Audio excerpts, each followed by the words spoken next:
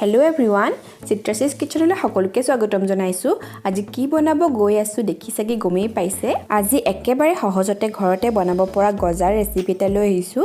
বহুত ভাল হয়। আপুনি মিঠাই দোকানৰ পৰাই কিনি আনিছে নে ঘৰতে বনাইছে ক'বই নোৱাৰিব, ইমানেই ধুনীয়া হয় খাবলৈ। বাহিৰটো অকণমান মুচমুচীয়া আৰু ভিতৰটো জুচি যেনেকুৱা হ'ব লাগে তেনেকুৱাই হৈছে।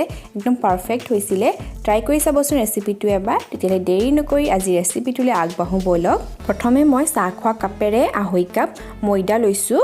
এয়া চব পূৰা ভৰাই ভৰাই 1/2 কাপ ময়দা লৈছোঁ। চাহ খোৱা চামুচেৰে 1/2 চামুচতকৈ অকণমান কম বেকিং চ'ডা লৈছোঁ। বেকিং চ'ডা কিন্তু বেছিকৈ দি নিদিব, যদি বেকিং চ'ডা বেছি হয় গজাটো ভাগি যায়। তাৰপাছত চাহ খোৱা চামুচেৰে 2 চামুচ মই গৰু ঘিউ লৈছোঁ। যদি গৰু ঘিউ দিব নিবিচাৰে ৰিফাইন তেলো ইউজ কৰিব পাৰিব। তাৰপাছত গোটেইখিনি ভালদৰে মোহাৰি মিক্স কৰি ল'ম, যাতে গোটেই ইনগ্ৰিডিয়েণ্টছখিনি ভালদৰে মিক্স হৈ যায়। এই ধৰণে মোহৰাটো কিন্তু বহুত ইম্পৰ্টেণ্ট হয়। যদি ভালদৰে ঘিউ আৰু ময়দাখিনি মিক্স কৰে তেতিয়াহে গজাটো খাবলৈ ভাল হয়। এয়া চাওক ময়দাখিনি এই ধৰণে আঙুলিৰ মাজত মোহাৰি মিক্স কৰিব, তেতিয়া ধুনীয়াকৈ মিক্স হৈ যায়। মানে ভালদৰে ময়নটো দিব লাগে। মিক্সাৰখিনি ৰেডি হ'ল নাই চাবলৈ অলপমান ময়দা লৈ এই ধৰণে লাহেকৈ টিপি দিব লাগে। যদি এনেকুৱা গোটা বান্ধে আমাৰ ময়দাখিনি ৰেডি হৈ গ'ল। যদি এই ধৰণে গোটা নাবান্ধে ময়দাখিনি অকণমান তেল বা ৰিফাইন দি আকৌ ভালদৰে সানি ল'ব। এতিয়া ডৌটোৰ কাৰণে অকণমান পানী দি ময়দাখিনি মঠি ল'ম। এইখিনি ঠাণ্ডা পানী হয়, নৰ্মেল ঠাণ্ডা পানী। আৰু ময়দাত সদায় পানী দিওঁতে অকণমানকৈ দিব লাগে, কাৰণ ময়দাখিনিয়ে কেতিয়াবা বৰ সোনকালে পানী শুহে আৰু পনীয়া হৈ যায়। সেইকাৰণে অকণমান পানী দি ডৌটো বনাই ল'ব লাগে। আৰু ডৌটো আমাক এটা টান ডৌ লাগিব গজাৰ কাৰণে। গজাৰ ডৌটো সদায় টান হ'ব লাগিব, তেতিয়াহে গজাটো খাবলৈ ভাল হয়। আমি লুচি মাৰোঁ যে তেনেকুৱা ডৌ এটা মাৰিব লাগিব। এইটো আমাৰ ডৌটো ৰেডি হৈ গ'ল। আৰু ডৌটো বেছি সময় মঠি থাকিব নালাগে, জাষ্ট মিক্সাৰখিনি একেলগ কৰি ল'ব লাগে। আৰু এইটো চব মই টানকৈ মঠিছোঁ, ওচৰৰ পৰা দেখাই দিছোঁ। আৰু চাৰ্ফেচখন চাওকচোন বেছি মিহি হৈ থকা নাই। এইটো বেছি সময় মঠিলে কিন্তু আমাৰ গজাটো খাবলৈ ভাল নহ'ব। এতিয়া এইটো ঢাকি পেলাই মই মিনিমাম আধা ঘণ্টা সময় ৰেষ্ট কৰিব দিম। খুব ইম্পৰ্টেণ্ট হয় আধা ঘণ্টা সময় এই ধৰণে ঢাকি থোৱাটো, তেতিয়াহে খাবলৈ ভাল হয়। আৰু আধা ঘণ্টা হৈ গ'ল। অলপ সময় ৰেষ্ট কৰাৰ পাছত ডৌটো অকণমান কোমলি আহে। এইটো চাওক এবাৰ ভালদৰে সানি লৈছোঁ। মঠিব নালাগে, এবাৰ সানি ল'লে হৈ যায়। এতিয়া আপোনালোকে বেলনা বা ফ্লেট য'ত চাৰ্ফেচ থাকে তাত এনেকৈ ডৌটো লৈ ল'ব। আৰু এইটো এই ধৰণে আঙুলিয়ে চেপি অকণমান বহলাই ল'ব। এইটো চাওক আঙুলিয়ে চেপিব, তেতিয়া বেছি ভাল হয়, লেয়াৰ্ছখিনি ভাল বনে। এতিয়া ডৌটো সমানে মই দুভাগত কাটি দিছোঁ। আৰু এটা ভাগ ইটো ভাগৰ ওপৰত এই ধৰণে দি আকৌ চেপি দিম। এই ধৰণে আকৌ বহল কৰি ল'ম মানে। আৰু ছাইডকেইটা যে ভালদৰে চিল কৰিব, নহ'লে ভাজোতে খোল খাই যায় কেতিয়াবা ছাইডৰ অংশবোৰ। সেইকাৰণে ভালদৰে এই ধৰণে টিপি লগাই দিব ছাইডবোৰ। আৰু এইটো এই ধৰণে বহল কৰি ল'ম। এই ধৰণে এইটো সমান কৰি দিম, কিন্তু মোৰ সমানকৈ কাট নেখালে সমানকৈ কাটিব। চাওক এই ধৰণে আকৌ চেপি এইটো বহল কৰি দিম। এই একেটা প্ৰচেছকে মই 7-8 বাৰমান ৰিপিট কৰিছোঁ, তেতিয়া তাৰ লেয়াৰ্ছবোৰ খুব ধুনীয়া হয়।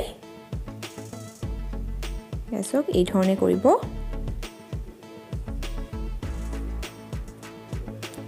সেইটো চাওক। আৰু ছাইডবোৰ মই এই ধৰণে মাজে মাৰি আছোঁ, যাতে খোল খাই নাযায় ভাজোতে। এইফালেও সমানকৈ কাটি লৈছোঁ।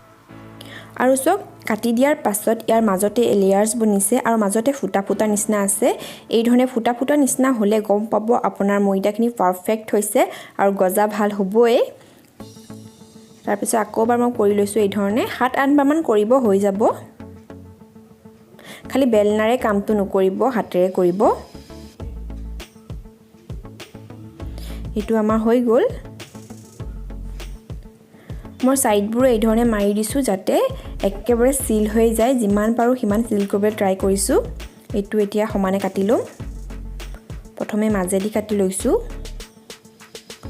আপোনালোকে চাইজ আৰু শ্বেপ নিজে যি ধৰণে ভাল পায় সেইটো শ্বেপত দিব পাৰে। এইটো এতিয়া মই পিচ কৰি লৈছোঁ। ইয়াৰ পিচবোৰ বেছি ডাঙৰ নকৰিব, কাৰণ আপোনালোকে যিটো পিছত এতিয়া কাটিব, যেতিয়া তেলত ভাজিব তাৰ ডাবল চাইজ হৈ যায়। চাওক মই ইমান পিচ কৰিছোঁ, বেছি ডাঙৰ পিচ কৰা নাই। এতিয়া যিমান চাইজৰ পিচ কৰিছোঁ তাতকৈ ডাবল হৈ যাব কিন্তু চাইজটো, সেইকাৰণে বেছি ডাঙৰ কৰি নেপেলাব। এয়া মই গুটেইখিনি কাটি ললো এইখিনি এতিয়া ভাজিবৰ কাৰণে ৰেডি হৈ গ'ল আমাৰ প্ৰথমতে মই সুগাৰ সিৰাপখিনি বনাই লৈছো তাৰ কাৰণে চাহ খোৱা কাপেৰে 2 কাপতকৈ অকমান কম চেনি দিছো এআঙুলমান কম চেনি দিছো 2 কাপতকৈ আৰু সেই কাপটো জুখাৰে 1.5 কাপ পানী দিছো এতিয়া গেছটো মিডিয়াম কৰি সুগাৰ সিৰাপখিনি বনাই লম সুগাৰ সিৰাপখিনি অকমান আঠা আঠাকে বনাব লাগিব বেছি ডাঠু নালাগে বেছি পাতৰো নালাগে আমি লালমোহনৰ যেনেকুৱা সুগাৰ সিৰাপ বনাও তেনেকুৱা সুগাৰ সিৰাপ লাগিব আৰু এইফালে মই সুগাৰ সিৰাপখিনি বেলেগটা বাৰ্নাৰলে দি এইফালে গজাখিনিও ভাজি থাকিম কাৰণ গজাখিনি ভাজিবলৈ অকমান সময় লাগিব তেতিয়ালৈকে সুগাৰ সিৰাপখিনি ৰেডি হৈ থাকিব ইফালে আৰু গজাখিনি ভাজিবলৈ আমাক তেলখিনি বেছি গৰম নালাগে আঙুলিয়ে চুব পৰাকে তেলখিনি গৰম কৰিব লাগে বেছিকে গৰম হৈ গলে যেটো গজা ভাজু আমি হেতু ভিতৰলৈকে নিখিজে আৰু সোনকালে ৰঙা পৰি আহে সেই কাৰণে আঙুলিয়ে চুব পৰাকে তেলখিনি লব লাগে একেবাৰে ঠাণ্ডা তেল লব নালাগে ঠাণ্ডা তেল ললেও বেয়া হয় খাবলে জাস্ট আঙুলিয়ে চুব পৰা হোৱাকে তেলখিনি লব তাৰ পিছত এটাটাকে মই গজাখিনি দি দিছো গজাখিনি দিউতে চাব অকমান বুৰবুৰণি উঠিছে নাই যদি বুৰবুৰণি উঠিছে তেতিয়া মানে পাৰফেক্ট গৰম হৈ আছে তেলখিনি এসক অকমান এটা বুৰবুৰণি উঠিছে হেনেকৈ হ'ব লাগে এতিয়া গজাখিনি মই ভাজি লম গেছটো একেবাৰে কম কৰি ভাজিম অলপ সময় মুৰে মুৰে গজাকেটা ইলুটি হিলুটি কৰি থাকিব তেতিয়াহে গজাকেটা ভালদৰে সিজিব হেয়া সব আৰু একেলগে বেছি গজা দি নিদিব বেছি গজা দিলে লৰাবলে বৰ দিগদাৰ হয় এয়া সব মুৰে অকমান লৰাবলে দিগদাৰ হৈছে কাৰণ গজাবোৰ সাইজবোৰ ডাঙৰ হ'বলে অকমানকে আৰম্ভ কৰি দিছে আৰু গজাবোৰ বৰ সাৱধানে লৰাব কাৰণ বৰ কোমল হৈ যায় যেতিয়া তেলত দিও আৰু খুব সহজে ভাগেও এয়া সক অকমান সময় ভজা পিছত কালাৰ ধৰিবলৈ আৰম্ভ কৰিছে আৰু ইয়াৰ সাইজ কেটা মন কৰকচোন ডাঙৰ হ'বলৈ ষ্টাৰ্ট কৰিলে আৰু এই পিলে আমাৰ সুগাৰ সিৰাপখিনিও ৰেডি হৈ আছে চেনিখিনি যেতিয়া গলি যায় গেছটো লো কৰি দিব লো কৰি প্লাস সুগাৰ সিৰাপখিনি বনাই থাকিব আৰু মাজে মাজে লৰাই থাকিব তেতিয়া ভাল হয় সুগাৰ সিৰাপখিনি গজাৰ কাৰণে সুগাৰ সিৰাপখিনি বেছি পাতল কৰিলে গজাটো কোমল হৈ যায় আৰু বেছি ডাঠ কৰিলে গজাটোৰ ভিতৰে নুহুমাই সুগাৰ সিৰাপখিনি গেছটো লো কৰি 5 মিনিট মান উতলালে হৈ যায় সুগাৰ সিৰাপখিনি আৰু সুগাৰ সিৰাপখিনি হৈছে নে চাবলে অকমান লৈ পেলাই দুটা আঙুলিৰ মাজত এই ধৰণে চাব যদি আঠা আঠা নিচিনা হয় আমাৰ সুগাৰ সিৰাপখিনি ৰেডি হৈ যায় বেছি তার বনাব নালাগে জাস্ট আঠা আঠা নিচিনা হলে হয় এইখিনি হৈ গল এতিয়া ঠাণ্ডা হ'ব দিম এইখিনি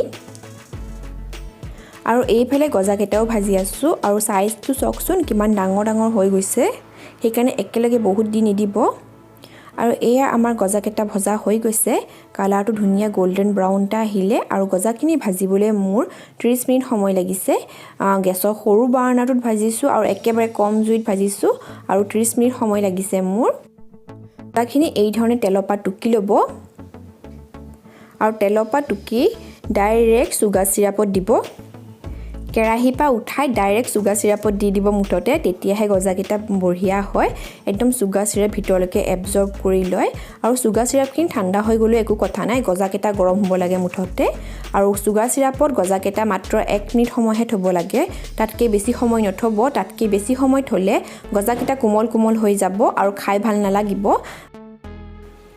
যেতিয়া গজাবোৰ গৰম হৈ থাকে সুগাৰ সিৰাপ পুতুককে এবজৰ্ব কৰি লয় মাত্ৰ 1 মিনিট তিয়াই থলে ধুনিয়াকে এবজৰ্ব কৰি লয় 1 মিনিট হৈ গল এতিয়া মই গজাকেটা তুলি লৈছো আৰু গজাকেটা তুলুতে সাৱধানে তুলিব কোমল হৈ থাকে প্ৰথমতে ঠাণ্ডা হলে হি টান হয়গে মই এটা ভাঙি দেখাইছো বাহিৰটো একেবাৰে মুচমুচিয়া হৈছে আৰু ভিতৰটো একেবাৰে জুচি হৈছে সব সুগাৰ সিৰাপ একেবাৰে ভিতৰলৈকে এবজৰ্ব কৰিছে গৰম হৈ থাকুতে অকমান কোমল হৈ থাকে কিন্তু ঠাণ্ডা হৈ গলে একেবাৰে মিঠাই দোকানত পোৱাৰ নিচিনা হয় আৰু এইটো সব সুগাৰ সিৰাপখিনি কি ধুনিয়াকে এবজৰ্ব হৈছে ট্ৰাই কৰি চাবচোন বহুত ইজি ৰেচিপি হয় খাইও ভাল পাব আৰু সময়ও বেছি নালাগে বনাব ট্ৰাই কৰি চাবচোন আৰু আজি ৰেচিপিটো কেনেকুৱা লাগিলে কমেন্ট সেকশনত জনাবলৈ নাপাহৰিব যদি ৰেচিপিটো ভাল লাগিলে ভিডিওটো লাইক কৰিব শেয়াৰ কৰিব আৰু আপোনালোকে মোৰ কিবা ৰেচিপি ট্ৰাই কৰিলে মোৰ লগত ইনষ্টাগ্ৰাম বা মোৰ ফেসবুকৰ পেজ চিত্ৰাশিস কিচেনত শেয়াৰ কৰিব পাৰিব যদি আমাৰ চেনেল নতুন হয় চেনেলটো সাবস্ক্ৰাইব কৰি দিব তেতিয়ালে আজিলৈ আহো পুনৰবাৰ লগ পাম আকৌ এটা নতুন ৰেচিপি বা ব্লগৰ সৈতে ভিডিওটো চোৱাৰ বাবে বহুত ধন্যবাদ বাই বাই